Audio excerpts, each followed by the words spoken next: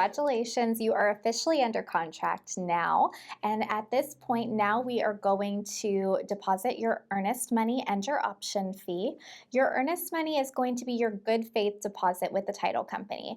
This shows that you're a serious homeowner and serious buyer and that you're ready to move on to the next step. But don't worry, this is not a fee that you will lose in the transaction. You do get this credited back to you at the closing table, or if you do back out during one of your approved contingency timelines, you will get this refunded back to you as well. You'll also deposit your option fee. Both of these are due within 3 calendar days of an executed contract, and your option fee is the fee that you pay for the option to terminate during the first several days of the contract.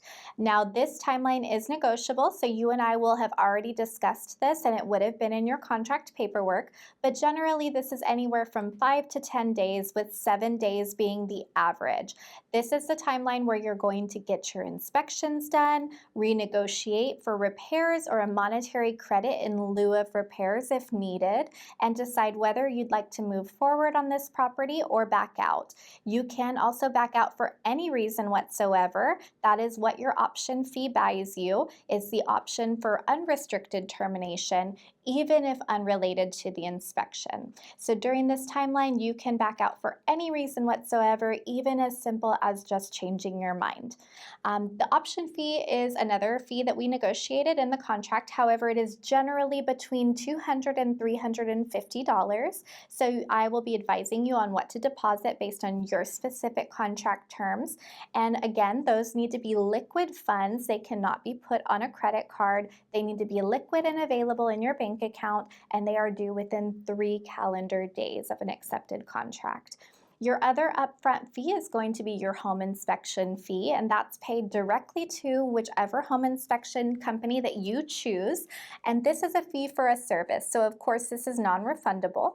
This is going to be paid at the time that the service is rendered, and you are welcome to choose any home inspection company of your choice. I do have references and recommendations available. However, I do not specifically guarantee or recommend any specific company or say that you should go with any specific company. It's completely at your discretion.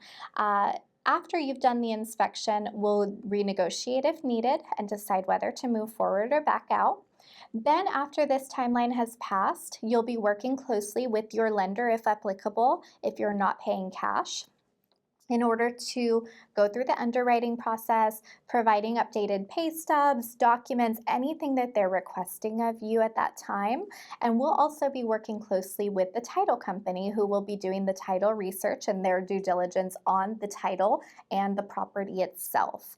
So at this point, we might be providing updated documents to both of those parties, and it might seem a little bit more quiet aside from that. We'll also order your appraisal, and the appraisal is ordered through the lender. The lender will order it on your behalf, and it is through a neutral third-party appraiser. You do not get the choice of appraisal because this is something that has to be done through a neutral company. This is also when they determine where the property sits in relation to the value as determined by the third-party appraiser. So keep in mind that an appraisal company can have the final say in what the home is worth, and that's also why we do a CMA in the beginning of the process for you, to ensure that you're not overpaying, ideally, and to try to make sure that the home will appraise for what you are currently under contract for. If the home does not appraise, what our options are is we could try to renegotiate with the seller. We could come out of pocket for any overage. This is obviously less likely unless we bid over the asking price or we're in a multiple offer situation. That's very uncommon unless it's a very strong seller's market. Or we have the option to terminate and get your earnest money back. We'll discuss these options, of course, if or when that does happen. Once the appraisal happens and we're done with that, it's pretty much smooth sailing to the closing table. Before closing, we recommend doing a final walkthrough at least a day or two or the day of closing. We try to minimize time between final signing of paperwork and the time that you have last laid eyes on the property, just so that there's no, hopefully, any issues or changes between that timeline. So, sometime in the near future before signing off and on the final documents, we will go do a final walkthrough. And you also have the opportunity, if you choose, to have the property re-inspected by the inspector of your choice. Not everybody does this, but it is something you have the ability to do, and it does typically cost an additional fee to the inspection company. If you have any questions, of course, between now and then, please feel free to reach out to me. This is just for informational purposes, and a lot of people like to have this information on the front end, but we will be going through every step of this as we proceed through the transaction, and this is just for, an FYI in the beginning. So if you have any questions, let me know. I look forward to talking with you and helping you. Congratulations again.